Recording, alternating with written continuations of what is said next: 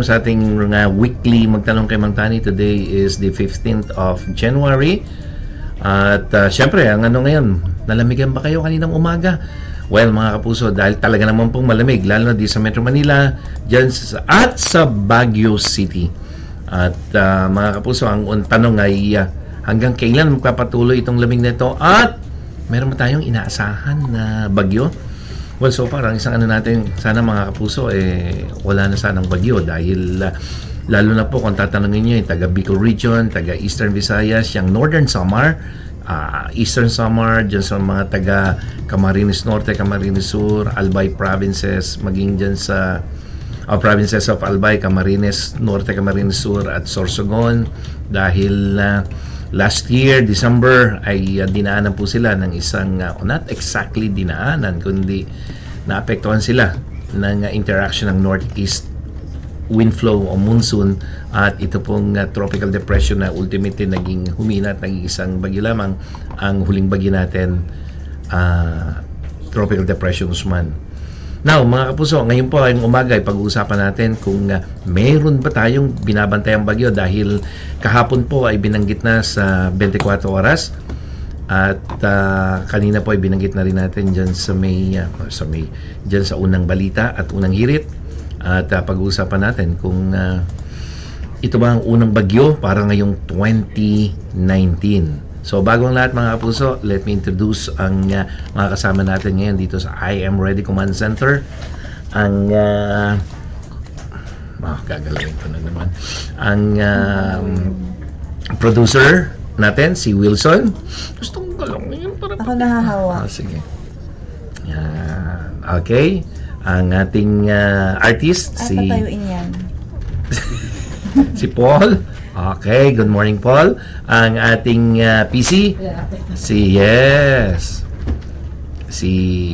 Faith. Faith, lapit pa. Hindi ko pa nakikita. Dito sa gitna namin. Yan. At ang ating online producer, nasaan? Pakita ka. Yan. Pikit ka naman na. Yan. Magulo na yan. Okay, si Miss Mariel at ang inyo pong lingkod, mga kapuso, si Mang Tani. Okay, May, ano ang ipapakita natin sa kanila ngayong umaga? So, may bagyo po ba? Okay. Meron po ba? Well, actually, mga kapuso, ayan, yung papakita ni May. Mayroon pong cloud cluster dyan sa may Pacific Ocean. At kanina pong umaga, ito ay binabantayan ng Pag-asa. Actually, since yesterday, Pag-asa is closely monitoring ito pong low pressure area na ito at hindi lamang po Pag-asa ang nagbabantay dyan, maging yung iba pang mga global centers like Japan Meteorological Agency and ito pong Joint Typhoon Warning Center based sa Hawaii. At mga kapuso, ang isang ano natin, it is already a low pressure area, di ba May? At ang layo ay base sa Pag-asa sa latest assessment, 2,885 kilometers. So, less than 3,000 kilometers east-southeast of Mindanao. Actually, ano po yan, nasa may southeast ng Guam. At, okay, inaasahan na magpapatuloy yung kanyang paglapit dito sa ating bansa. Dahil kung titingnan nyo, yung pero mga kapuso, napakalayo pa nito. Nasa labas po yun ng Philippine Area of Responsibility, 2,885 kilometers, and that's this morning, January 15. At kung magtutuloy-tuloy po yung kanyang kilos, ay may posibilidad ba na ito ay pumasok sa Philippine Area of Responsibility as a significant tropical disturbance. Actually, when we say tropical disturbance, posible po na ito ay maging isang bagyo bago pumasok ng PAR. Pag naging bagyo Mang Tani, ano po itatawag dyan? Galing. May nagtanong po kasi. May nagtanong. Okay, biro mo, naisip mo yun. Ito po yung, we have a new set of names, mga kapuso, for 2019. So, magsisimula tayo sa letter A. At doon po sa ibinigay sa ating listahan ng Pag-asa, ay pangalan po niya na Amang, the very first tropical cyclone for 2019. So, last year, nakailan tayong bagyo? 21. 21. So, nagsimula po yan January rin yata tayo nagkaroon ng bagyo. Yes po. Okay, at natapos ng December. At yung 21 mga kapuso, slightly above the normal. Ang galing ha. So, hindi pangkaraniwan na nagkakabagyo tayo. Hindi pangkaraniwan, hindi kakaiba. It's not normal, but not highly abnormal. Mali. It's not normal, but not highly unusual. Yeah. So, ibig sabihin po niya na hindi naman taon-taon meron tayong bagyo pag January, pero again, base po sa study na ginawa nila Mariel at ng kanyang grupo, ay meron tayong bagyo noong for the last 10 years, 2008 hanggang 2018, ay nagkaroon po ng mga taon na may bagyo tayo ng January. So, 2009, may bagyo po tayo. Then followed by 2013, a ring, and then 2014, 2017, and the last year ay 2018. Now, what you will notice that most of the cyclones for the last 10 years, at yan po yung normal, ay mostly Visayas and Mindanao, except si Amang na dumiretso po sa Bicol region hanggang dyan sa may east of Aurora, maybe before dissipating or before weakening into a low pressure area. But nonetheless, yan po yung pangkaraniwan na dinadaanan ng bagyo pag January. Baka magtaka sila. May Amang na dati, tas may Amang na naman ngayon. Alright. So, in 2015, Amang. So, that means inuulit lang po yan. So, doon yung makikita 2015, 2016, 2017, 2018. So, after 4 years, yung set of names that was used ng 4 years ago will be used again. Now,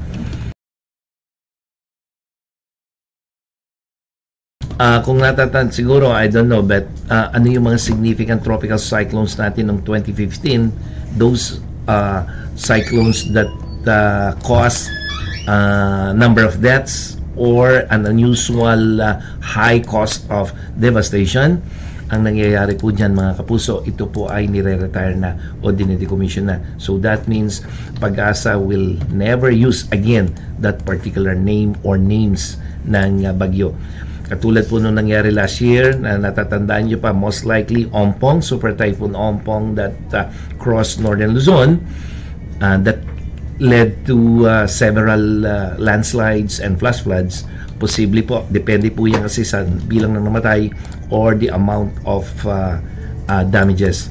And of course, the last tropical cyclone natin ng 2018, itong si Usman, and most likely because of the high number of Filipinos who died, and then of course yung amount of damages, and most likely Usman will also be retired.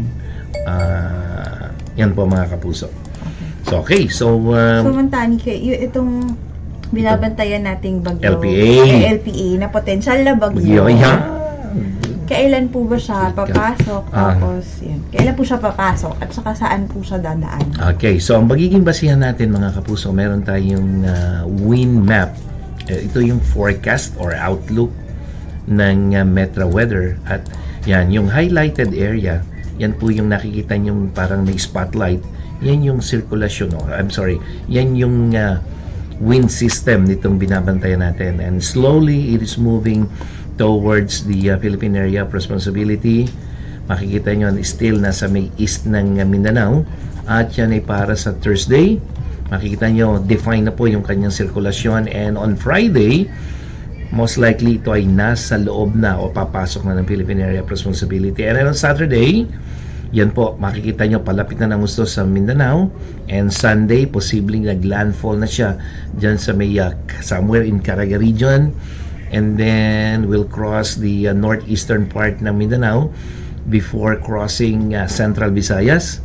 Hanggang dyan, posibleng lalapit siya sa may Bicol region. That's on Monday. So that means weekend, magiging mga kapuso, ay magiging maulan sa Visayas at sa Mindanao. Tapos, next week, possible yung Bicol. Okay. Maglilinger sa Mang Tani. Okay, now, maglilinger siya, but the thing is, it's still too far. Maaga pa. Ngayon po ay Martes, so what we are talking is around 6 to 7 days after ng Martes. So, yan po ang maganda lang mga kapuso. We have these forecasting tools na that can help us and of course see several days in advance. But what we are saying is that hindi po ito nakasulat sa bato. There are possibilities na magbago pa yung kanyang direction, but at the moment na hindi pa siya tumatuwid, it's still a low pressure area mga kapuso. Hindi pa po ito isang tropical depression or a tropical cyclone, but the thing is based from one of the actually one of the best models being used not only here in the Philippines but in other countries as well. Ito pong ECMWF, ito po yung pinapakita. Pero again, there are so many uncertainties. So what we're going to do is with close coordination sa Pag-asa, babantayan po natin itong posibleng first tropical cyclone for the year 2019. Ang isang paalala mga kapuso, a tropical cyclone does not have to be a super typhoon to cause yes, destruction, massive destruction. Usman. Inisip ko. Kala ko wala ka na ng boses, hindi ko na malaman kung anong gagawin. Tulad po ng Tropical Depression Usman, na kung kailan ito humina dahil after making landfall ng December 29, 29, ay humina po ito at naging isang low pressure area. And that reduction in speed, ang kapalit naman po niyan ay yung pagdami ng ulan, at hindi lamang dun sa Visayas na kung saan naglandfall siya. Even yung northern part ng sirkulasyon niya, which is yung Bicol region, ang nakaranas po ng mga matitinding pag-ulan. So paulit-ulit mga kapuso, hindi lamang super typhoon ang pwedeng magdulot ng matinding pinsala, and even a tropical depression na humina at ng isang low pressure area could still create can cause damages, and again can cause death. Kaya mga kapuso, ngayon pa lamang po ito paulit-ulit na pinapaalala namin sa inyo. At ito mangyayari siguro May, no? Dahil may binabantayan tayong bagyo, so most likely within this week pwede po tayo uling mag-live considering yung paglapit ng potential na bagyo. Thursday po. Thursday or Friday ang isang ano natin mga kapuso ay ikakasal kasi si kaibigan ni May. Kamag-ana. Hindi ikaw May, sigurado ka. Mang Tani, kung ako yun, invited ka, ninong, itagla na nun. Nanad, hi Mami, good morning. Hi, at sa mga taga Melbourne, good morning po dyan sa inyo. Ha? Okay. So, yun ang isang ano natin mga kapuso, may potential na bagyo. At kung titingnan natin, aside from wind map, meron din tayong tinitingnan na rainfall map, which is far more important dahil ang ano nga natin mga kapuso ay yung ulan din po, aside from strong winds, itong associated rainfall na daladala ng bagyo or low pressure area can lead to different hazards like flooding, flash flood, or lalong-lalo na po ngayon yung landslide. Now, yung tinitingnan natin, that's for, ano na yan? Saturday. Friday siya papasok. So, Friday, makikita nyo mga kapuso, Friday pa lamang, makikita nyo na yung dami ng ulan na dala-dala niyan. At kung mapapansin nyo, dahil ang panahon natin ngayon ay monsoon, northeast monsoon, yung northern semicircle o yung northern part ng bagyo ang mas maulan. Ito yung center. Ayan, yung pong center yan, yung tinuturo ni May. So, yung northwest part, hanggang dyan sa may northeast, nandyan po yung maraming ulan. Samantalang yung southern part, may mga pag-ulan din, pero basically, mas mahihina.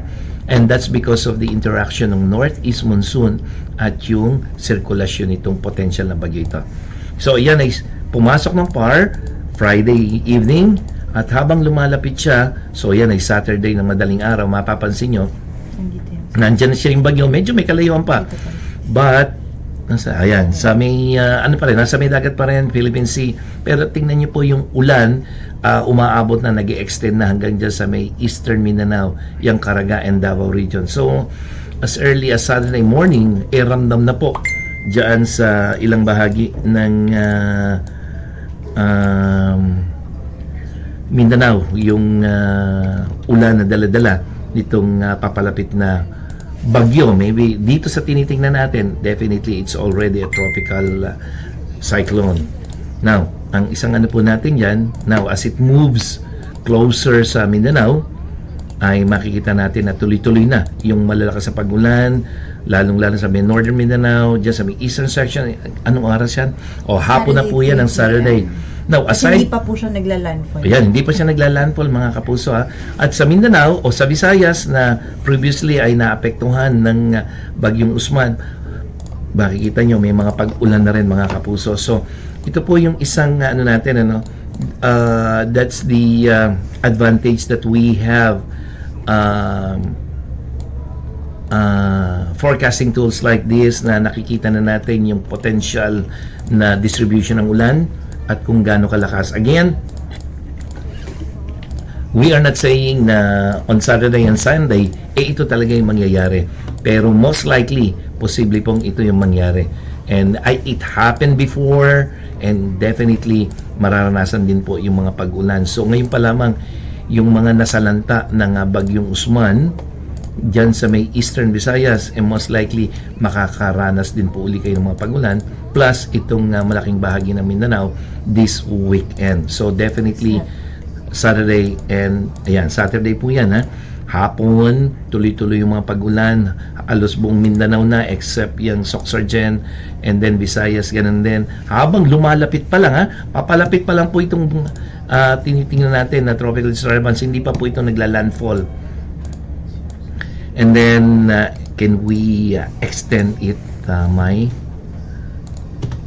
Okay. At yan ay pagdating na po ng Saturday night. Almost, kita nyo, talagang halos malapit ng tumama yung sentro ng bagyo na at the moment ay natatakpan po ng rainfall. Pero makikita nyo yung pag-iikot ng hangin.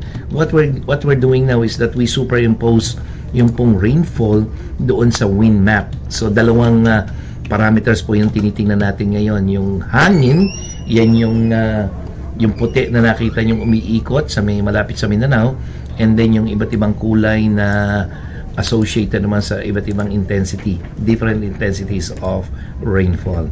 Now that's for Saturday 11 o'clock in the evening.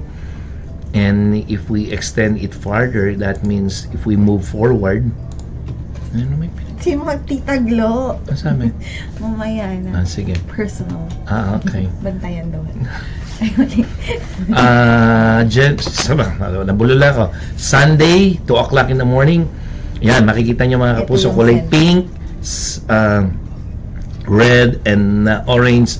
Those are rainfall intensities associated with heavy, intense, and torrential rainfall. At kung binago ni May yung makikita nyo, hindi, tingnan mo rin yung now, kapag pinalitan po natin yan, isinuperimpose natin yung wind map doon sa rainfall, makikita nyo yung sentro, that's early morning ng Sunday, halos tumama na yung sentro ng bagyo dyan sa may most likely, kung dyan titingnan natin, ay dyan sa may Surigao del Sur, dyan sa may region ng Caraga.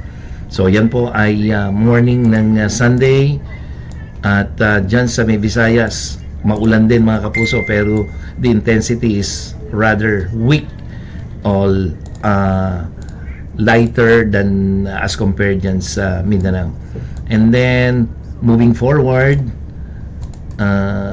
okay, so Sunday 6 o'clock in the morning, tumama na po sa may Caraga. Nandiyan na siya sa may south of Leyte or sa may west ng Surigao del Norte. But the thing is, yung pong ulan mga kapuso na dala-dala ng bagyo, patuloy na malalakas dyan sa may Caraga region, Northern Mindanao, at dyan sa may Central and Eastern Visayas. Yan ay Sunday morning Ito, Sunday afternoon na makikita nyo mga kapuso, halos Central and Eastern Visayas, talagang matitindi na yung mga pagulan hanggang dyan sa may rehiyon ng Caraga. So, ito po ay senaryo mga kapuso. Again, paulit-ulit, hindi po ito yung mangyayari, but at least we have an idea kung ano yung posibleng daladalang ulan nitong binabantayan nating low pressure area na posibleng maging bagyo, the very first tropical cyclone for 2019. And again, magiging maulan po base dito sa model na tinitingnan natin mga kapuso. So again, at this early, Mindanao and Visayas, and we can include Southern Luzon, Mimaropa, Bicol region, and Calabarzon to be prepared para po lalo dito. Lalo na actually Bicol, di ba? Yeah, Bicol and Eastern Visayas. Kasi hanggang ngayon yung victims of flash floods and landslides ni Usman hanggang ngayon ay nagpipilit pa rin pong bumangon, and they still need help and assistance from the government. And considering their present situation, mga kapuso, the last thing they need is another tropical cyclone. So yun po ang ano lang natin mga kapuso. Magiging makulit kami in the coming days dahil wag po na sanang maulit yung nangyari na the number of deaths. Imagine more than 100 people died because of the impact nitong a not so strong tropical cyclone na naganap po noong last year 2018. And let's hope that after the passage of this tropical disturbance, hindi na po ganun sana karami yung magiging biktima nitong very first tropical cyclone. So again mga kapuso, itong ipinapakita namin sa inyo, these are scenarios, although based from the performance itong model na ito, pangkaraniwan po at talagang tama yung kanyang mga binabanggit. Although ilang days pa lang ba? Monday, ano pa tayo? Tuesday, Wednesday, Thursday, Friday, Saturday, Sunday. So 5 days ahead, meron na po tayong idea. At anong ano yan, May? Yung pinapakita mong wind map. After ba na tumama siya sa Visayas, saan ba siya pupunta? Ayan. Sige nga po. May nagtatanong po, tatamaan din po ba yung Albay? Well, hindi po direktang tatamaan, pero definitely yung ulan mga kapuso. At hindi lang Albay, the entire Bicol region. O yan. So kung ano yan, halos nasa may Masbate. So halos tinamaan na rin yung Albay kung nasa may Masbate. Tsaka, di ba mas malakas yun? Kasi yung mas malakas nga yung nasa upper... Not upper. Tama, nasa itaas. Sige na, para pag flat mo siyang tinignan. Yan. Yung nasa upper part po nung circulation. Dahil nandyan yung convergence mga kapuso. So, again, kahit po hindi tumama yung bagyo niya sa Bicol region, but because of the convergence, yung interaction, and ano pa ba iba? Convergence, interaction, pagsasanib. Yung pagsasanib po ng mga hangin, yung po nagdadala ng mga pag-ulan mga kapuso. Mas lumalakas yung ulan as compared kung yung sirkulasyon lamang ng bagyo or yun lamang northeast monsoon. Mang Tangi, mga ano daw po kaya yung possible strength or category nitong bagyong to? Ang isang ano baka tropical storm, most likely. Again, hindi po kailangan na maging isang typhoon, super typhoon, ha? Even a low pressure area, katulad ng nangyari kay Usman, can cause severe devastation, mga kapuso. So, yun lang pong ano natin. Oh, by the way, may minaano lang pala. Sabi ni pakibati daw yung aming kumpare, si Rene at si Maring Selly, ng happy wedding anniversary. Okay. Congratulations sa inyo. At si Dr. Poronda, good morning po. Mang Tangi, NCR daw kaya uulanin dahil dito? Well, yes. May fiesta daw sa Tondo on Sunday. Yeah, oo nga pala. So, Santo Niño? Yes, Santo Niño. Kasabayan niya ng ati-atihan. Okay mga kapuso, itong isang hindi magandang balita sa mga, again, dahil po on Sunday, dala-dalawa yung festivities. Yung sinulog sa Cebu.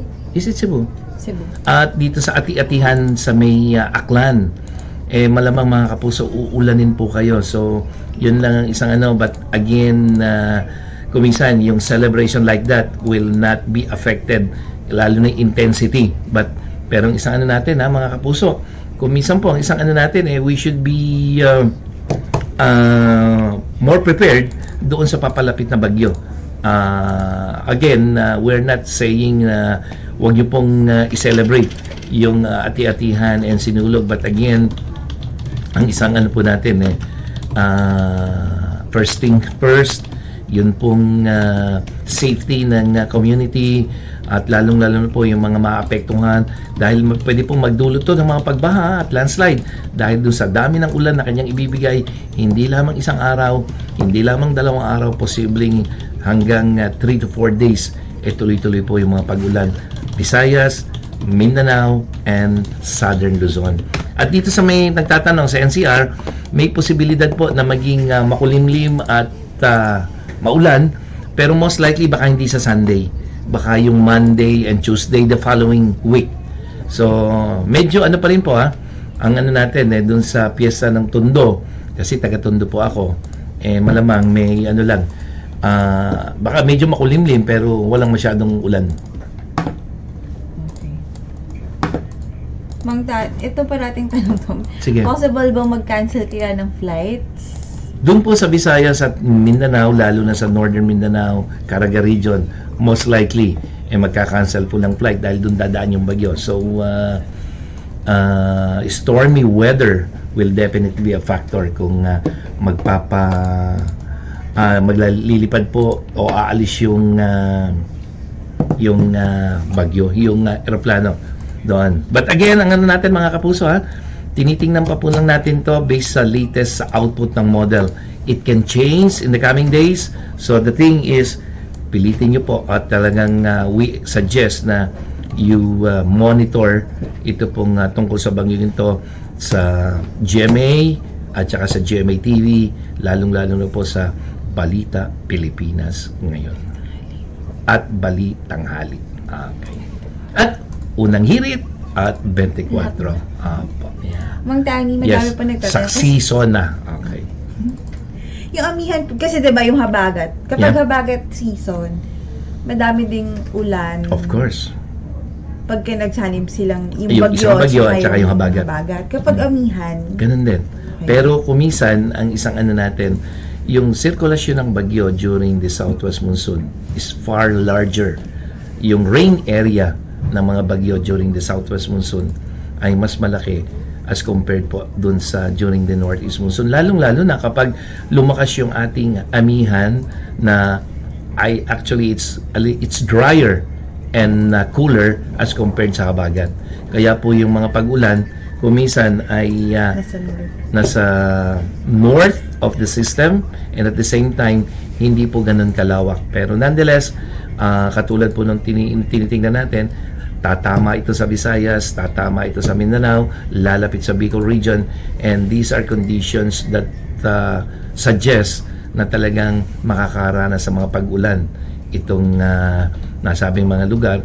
Hindi po katulad na, again, nagtatanong yun dito sa Metro Manila, most likely Central Luzon and Northern Luzon may not be directly affected nung bagyo or yung combination or yung pong pagsasanib nung hangin na gagaling sa bagyo at itong northeast monsoon may. So aside from dun sa rains, madami yung nagtatanong. Siguro kasi gusto din nila malaman kung awat bang super typhoon. Hindi naman, diba? Hindi pa. Sa ngayon, hindi natin nakikita magiging super typhoon. So, yung amihan po ba, may effect po ba siya dun sa strength ng hangin ng well, yes, and sa direction? It can cause weakening ng tropical cyclone, especially kung merong surge ng northeast monsoon. Ang tatawag natin dyan ay yung cold air intrusion. So, yun po ang nangyayari. Again, yung air mass na northeast, mga kapuso, malamig po yan. And at the same time, it lacks moisture. Actually, dahil galing po yan sa may polar o somewhere dyan sa may north of Asia na kung saan matindi yung lamig, wala pong masyadong dalang moisture yan. At the same time, it's very cold. And tropical cyclones hate cold air and dry air. Kapag po pumasok sa sirkulasyon ng bagyo ang malamig na hangin at tuyong hangin, it helps in the process of weakening yung bagyo. So, ang nangyayari mga kapuso, papalapit yung bagyo sa atin, napakalakas, pero pag nasa lubong niya, yung northeast monsoon, most likely, it will weaken. And plus, kung magla-landfall pa po yan, another factor for the tropical cyclone to further weaken. So, yun po mga kapuso. Pero Mang Tani, bakit po? Parang, diba, amihan season, December, January, diba tumatawid yung mga bagyo? Ba't tinitingnan yung pilik mata ko? Okay, ano yan? Ka ba? Pilik mata ko. Sige. Hindi ngayon ko napansin. Parang one seat apart. Magulo na nga siya. Sige. Pag natutulog ka kasi gumagano. Okay. Huwag kang gumano. Kailangan may ano ka. Ganyan. Ayan, yes. Mag-ano ka. Tiis ganda. Tiis ganda. Tulog ka yun. Okay. December, January yung amihan season yun. Yes. Pero parang malalakas yung bagyo. Kunwari, CDO. Okay. 2014? What's the name of that? Pablo, yeah. Tapos, ayun, si Osman. Okay. Hindi siya malakas sa bagyo, pero yung madami siyang ulang dala. Ba't ang akin? Ay, sorry. Oo nga. Ikaw na si Ev. Okay. Ayun, magtayo. So, yun ang isang ano nga natin. Actually, yun ang isang ano natin, those are, what we can say, exemption to the rule. Yung malalakas na bagyo ng Pablo, Usman, and ano pa isa? Hindi, actually mahina yung Usman, pero maulan. Usman, pero maulan niya. Sino pa isa? Yes. Ang isang ano nga natin, kung mapapatapat, May, na during the time na papalapit yung bagyo and you have the surge of the northeast monsoon, yun na apektuhan. So, ang nangyayari dito kila doon sa mga ibang bagyo, while they are approaching the islands of the Philippines, medyo mahinang amihan yung kanilang nasa salubong.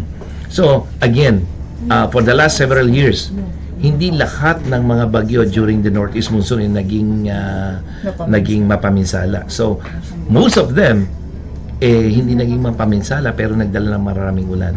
And these significant tropical cyclones, yun yung mga hindi masyadong naapektuhan nung malamig na hangin, but again, in turn, nakatulong pa nga dahil may convergence ng northeast monsoon at saka nung wind circulation ng bagyo. So, yun. So, again, ang isang nakikita natin mga kapuso ay mukhang, again, ano ba tawag dito? Parang Laloy, nanood ka daw. Good morning talaga itong mami ko. Dami patalastas. Hi, parang Laloy, good morning. Sa aming inaanak. Okay. So, yun ang isang ano natin. Mga kapuso, we should be thankful na sana ay paglapit nitong bagyo before making landfall while still in the east of Mindanao at nasa loob ng Philippine Area of Responsibility, there will be a surge ng northeast monsoon that will affect yung pong intensity nitong bagyo. Dahil kapag lumakas yung amihan at tamang-tama bago siya maglandfall, ay posibleng maapektuhan at humina itong bagyo. And if it weakens, definitely yung rainfall niya posible rin pong maapektuhan, lalong-lalo na kung malakas yung hangin-amihan. Sa ngayon, Mang Tani, malakas po yung amihan. Diba? Malakas yung amihan, pero malayo pa siya. Kaya kita mo, malamig. And then, baka nga ang mapatapat ay, again, yung burst ng amihan, pagdating ng bagyo, humina siya pansamantala, at tamang-tama, advantageous yun para sa bagyo. Hindi po ba yung bagyo magpapahina sa amihan? No, bagyo.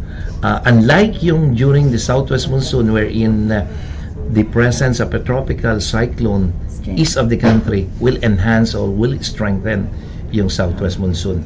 Pero dito po sa amihan, no, dahil we have this transient high pressure area.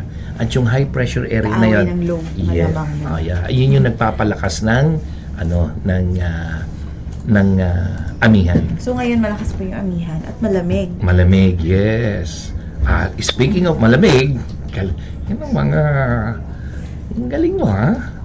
Anong naitala nating temperatura, May? Ayan. So actually, Baguio City, kaninang alas 5 ng umaga, January 15, 12 degrees Celsius. So it equaled yung existing the lowest minimum temperature for 2018, 2019 northeast monsoon, 12 degrees Celsius.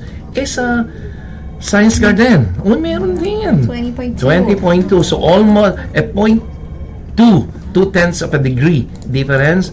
Dahil ang pinakamalamig po sa Metro Manila so far galing ng Science Garden ay 20 degrees Celsius. So ngayon 20.2, but so nalamigan kayo mga kapuso, yung mga sumakit ang tiyan dyan, yung mga inubor yan. Okay. At sa Tanay Rizal, pero parang napaka ano yata nito. Sabi ni Faith. Oo nga, Faith. Siguro yan na natin, i-double check natin. Tanay. Yung Tanay. Kasi ang laki ng difference eh. Metro Manila 20.2. Tanay mas malamig doon. So it should it should be lower. Mababa, mataas. Mababa. Dapat it should be lower than Metro Manila. Ilan yung Tanay? 20.2 yung 2 AM niya. Na ano? Ay, dapat yun pala. Ayun. 2 AM pa yun, ha? Pero yung 4 AM, Ala ng latest. hindi yan yung lowest. Hindi yung 24.6 yung lowest. It should be 20.2. Tama ba? Oo, 20.2 yung 2 AM. Okay.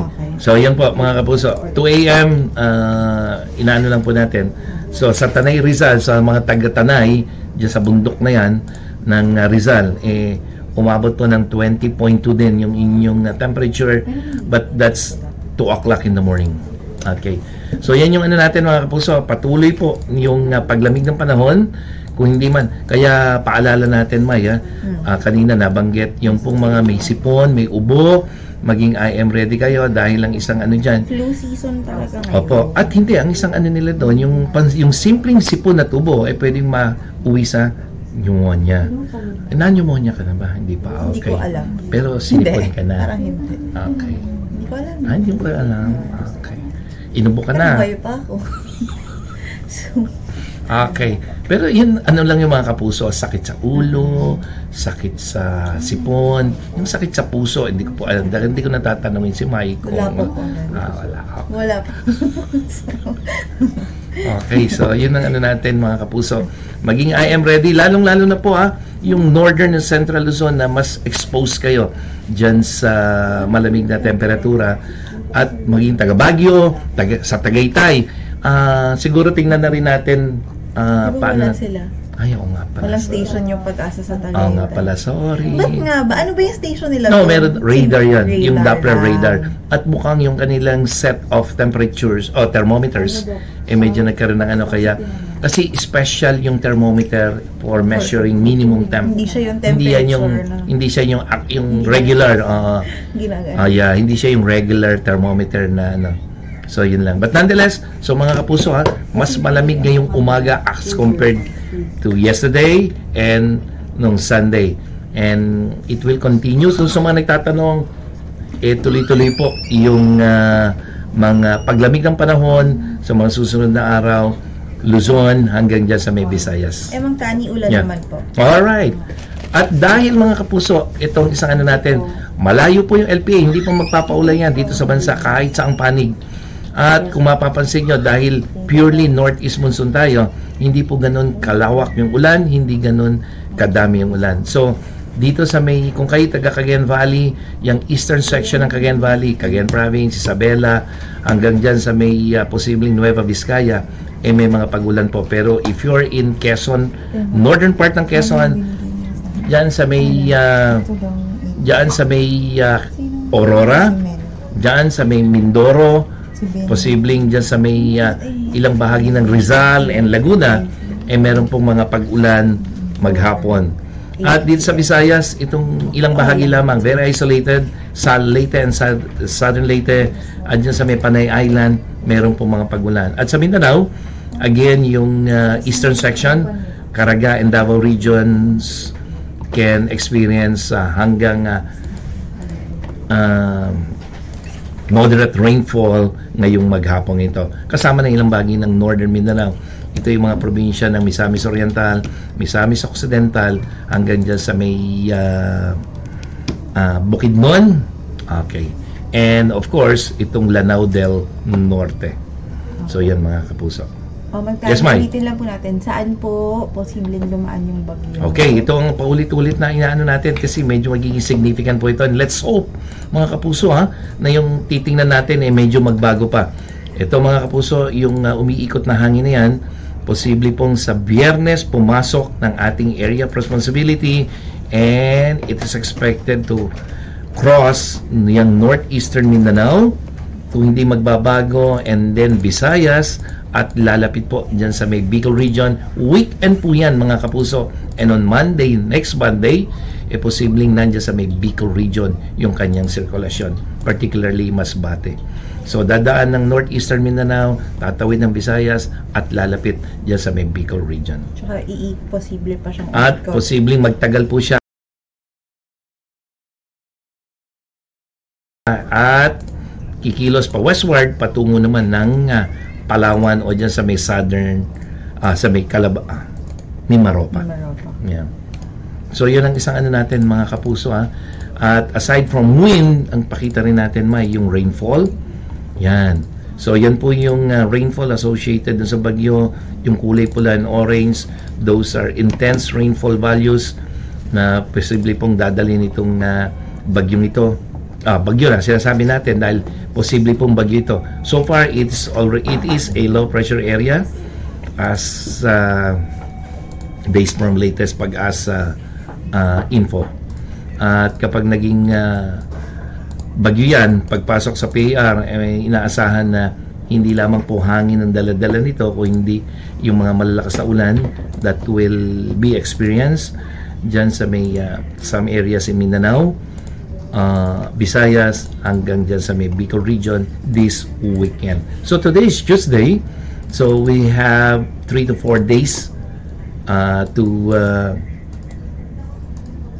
before itong pinag-uusapan natin. So there are possibilities na magbago po ito. So what we will do is that or again, we advise you to update yourself doon po sa pinag-uusapan natin, dahil posibleng mamayang hapon ay may bago na naman pong output yung model, so may bago na namang scenario yan. So again, yun pong news programs ng GMA at GMA News TV, panoorin nyo po para and monitor itungkol dito sa binabanggit namin na low pressure area na posibleng first tropical cyclone for 2019 sa ating bansa. Natatawaging Amang. Letter A, magsisimula po tayo para sa 2019. Amang Tani, okay. Next po, may amihan na po, may El Nino na po ba? Well, so far, mataas pa rin po yung chance ng El Nino na mangyari. That's as of January 10, na kung saan there's an 82%. So mataas yan, 82% chance of El Nino prevailing for this month up to March. So 3 buwang singkad po yan, may El Nino tayo, and about 70% or 60% chance of continuing from March to May. Again, El Nino, mga kapuso, ay yung abnormal warming ng Pacific Ocean doon sa may eastern side. Yan po yung sa may Peru, South America, yan sa may Hawaii. Pero dito sa Pilipinas, instead of abnormal warming, abnormal cooling ng dagat ang inaasahan. And with that abnormal temperature in sea surface, there's an abnormal activity in the atmospheric condition. That's why yun po yung natin. When we talk of El Nino, we call it ENSO, El Nino Southern Oscillation. The relationship between the atmosphere and the underlying ocean. Ayan, maganda yan. Oo, naintindihan mo. Meron palang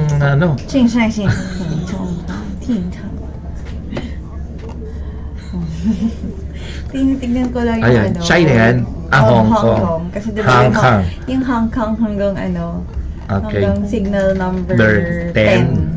Okay. Pero iba po yun, Sa atin, signal number 1 to 5, at habang tumataas yung bilang, lumalakas yung hangin, iba po yung sistema ng raising of signals sa Hong Kong. Sa Hong Kong. May mga nagtatanong po kung magkakasignal ba sa Batangas, magkakasignal ba sa Albay, paalala mo na lang kung anong regions yung tatamaan, parang Kasi Okay. signals, di ba, sa hangin lang Yes. naman yun. So, yung ulan and hangin. So mga kapuso, kung ito ay tatama dyan sa may Caraga region, sa may lalapit sa Davao region, so basically, meron pong signal na itataas dyan. And most likely, hindi lamang Caraga and Davao region sa Mindanao, kundi maging yung Northern Mindanao. Okay. And then sa Visayas, ganun din po. Dahil malapit yan, pag tumama yan sa may Caraga region, definitely yung Eastern Visayas will also feel yung pong hangin dala-dala niyan. So Eastern Visayas, Samar, Leyte provinces, meron din po signal most likely. Again, base po ito dito sa tinitingnan nating sirkulasyon na output ng isang model. And then Central Visayas, Bohol, and Cebu. And most likely, kasama na rin po dyan yung Negros and parts ng Panay Island. And dahil lalapit yan sa Bicol, most likely, may signal din pong itataas sa Bicol region. Masbate, Sorsogon, Catanduanes, Albay, and Camarines provinces. At dahil lalapit din po yan sa may Southern Tagalog, itong ilang bahagi ng Mimaropa, lalo na yung Romblon and Marinduque, posible rin pong itaas yung signal dyan. Pero dito sa Central and Northern Luzon, medyo mababa po yung tsansa. As well as dyan sa may Calabarzon like Cavite, Batangas, and Laguna, Rizal. Maaari yung southern part ng Quezon, meron pong signal, pero dahil mahaba yung probinsya ng Quezon. So, ang isang natin, most provinces in Visayas, Mindanao, and Bicol region, and Mimaropa po ang makakaranas ng itataas ang tropical cyclone warning signal. Again, sige. Calabarzon ba kasama? Kasama yung ilang maybe Quezon. Yeah. Central Visayas? Central Visayas. And maybe some areas in Western Visayas. Yan. Parts of Western Visayas. Okay, so yan ginagawa na ni Mai, mga kapuso, ng grupo ni Mai. Ang pinapatype na po niya yung mga most likely areas na makaranas o that will be under a particular tropical cyclone warning signal. Nakikita na nila yan. Yan, meron na pong insert. Yan na po. So, maaaring maapektuhan ng potential na bagyo. Yung apektuhan niya, yung may signal, Maya. And ulan. And ulan, of course. Ulan and hangin. When we talk of signal, hangin po yun. At aside from the wind, yung associated rainfall din. So, region ng Caraga, Davao, Northern Mindanao, yan po sa Mindanao yan. Eastern Visayas, Central Visayas, and parts of Western Visayas, Visayas region yan. And sa Luzon, Bicol region, Mimaropa, and most likely yung Quezon lamang po. Doon sa group ng Calabarzon. So, yung Northern and Central Luzon and NCR, posibleng wala pong signal, pero again, magiging makulimlim. Most likely, yung weekend, lalo na yung Linggo at Lunes, sa Northern and Central Luzon. Dahil po nagkakaroon ng paglakas ng amihan and yung wind circulation ng bagyo. So, most likely, Magtani, dyan din po sa mga lugar na yan, magkaroon ng cancellation ng biyahe ng yes. barko. Cancellation ng biyahe at eroplano. So, dun po sa mga nagbabalak na umalis starting weekend, say maybe Friday, kasi Friday, posibleng wala pa pong gale warning or tropical cyclone warning signal. Pero pagdating na ng, Friday, baka meron ng, yung Friday baka, o Saturday siguro, may signal na dun sa ilang bahagi ng Mindanao. So, dun po sa mga nagbabalak, umalis from Visayas to Mindanao, o vice versa, Mindanao to Visayas, please consider ito pong papalapit na bagyo. Or kung kayo nasa Bicol, papunta ng Visayas, at Visayas papunta ng Bicol, again, in your plan, please include ito pong pagdating nitong bagyong, we can say, tatawaging amang. Okay. Live na lang tayo ulit bukas. Sige po, kung live tayo bukas kasi para ma-update natin sila. Dahil most likely merong and I'm sure may pagbabago po doon sa rainfall outlook natin. Pero itong pinakamahalaga, mga kapuso, magiging makulit kami, pero we wish na yung pong nangyari last year na kung saan nung naging isang low pressure area na lamang yung binabantay nating bagyo. At medyo nag-relax po yung ating mga kapuso. Ang naging kapalit nun ay number of people died because of the various hazards na dinala nung ulang dala-dala nitong low pressure area na dating bagyong Usman. Okay, so mga kapuso, at dalawin niyo po, pumunta kayo for latest updates sa aming website, imready.ph, Sa Facebook page. at Facebook page ng I Am Ready.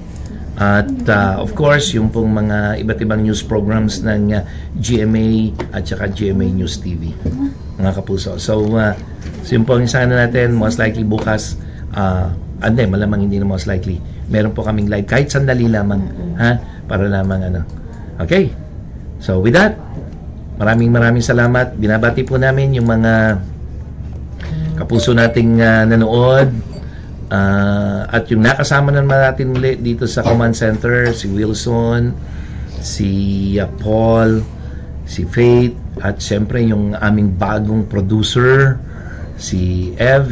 Ev, nasaan ka ba? Pakita ka muna rito, Ev. Nakita ka. Nasaan si Ev?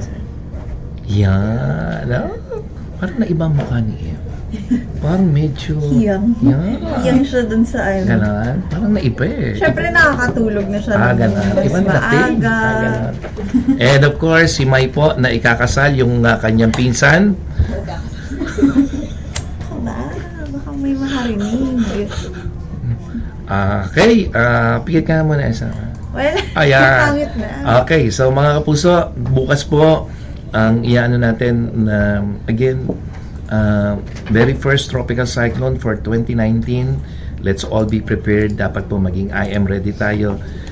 Hindi po kinakailangan na maging isang malakas na bagyo ang isang bagyo para maging mapaminsala, at ito po ay napatunayan na natin last year.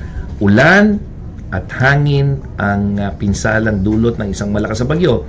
Pero kapag ito isang low pressure area, tropical depression, ulan po na nagdudulot ng flash flood, flooding, and landslide. Okay, so thank you so much, Mai. At ito, meron pa rin na pala pong isang inabutan na tayo ng isa pang artist, si Jello.